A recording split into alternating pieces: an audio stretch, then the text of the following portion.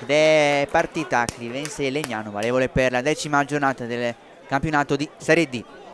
A cinturarsi con l'avversario, che va via Montolli, il traversone dentro, attenzione, il pallone rimane lì pericolosamente, poi Sissé lo allontana,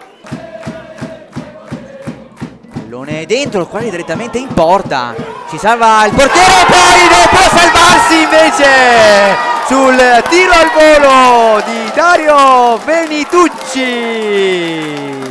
numero 10 della Clivense, che raccoglie per primo il più lesto di tutti, la respinta di Pietro Luongo. Talmente allarga ora sulla sinistra per Milan Kocic, in verticale a cercare Guidone, arriva lui sul pallone, Guidone entra in area, viene atterrato, calcio di rigore, va Guidone, la rincorsa, il tiro preciso in buca d'angolo dove Pietro Luongo non ci può arrivare. Guidone porta avanti i suoi, Clivense 2, Legnano 0.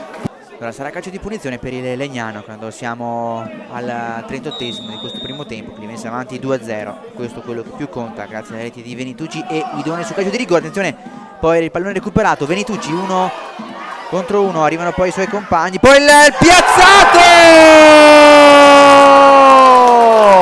altro tiro in buca d'angolo di Dario Venitucci per la doppietta personale e va ad abbracciare mister Riccardo Allegretti, perché la Clivense è avanti ed è avanti 3-0.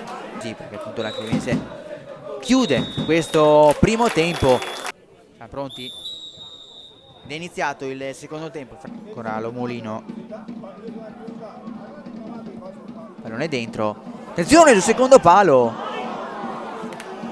e qui ha mancato la porta, sta perdendo, stava già perdendo mi sa proprio all'intervallo. Qui Sacon, la respinge, la porta è vuota, poi il tiro e qui c'è la rete da parte del numero 18 Rossi. Era iniziata una cospicua pioggia qui a San Martino e qui c'è il calcio di rigore entrato da poco, la rincorsa, il tiro, Sacon la para, poi il pallone è uscito, grande intervento come un gol, il sesto. Qui Guidone raccoglie il pallone, va via l'avversario, Guidone in area, Guidone atterrato,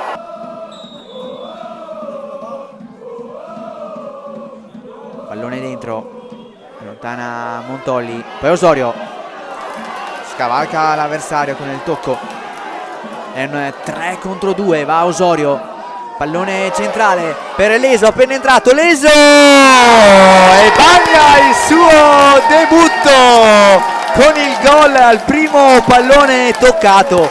Che bello che è a volte il calcio, entra e segna, non poteva pronosticare debutto migliore il giovane Giuseppe Leso. Il tiro mura la barriera e su questo intervento arriva il triplice fischio del direttore di gara.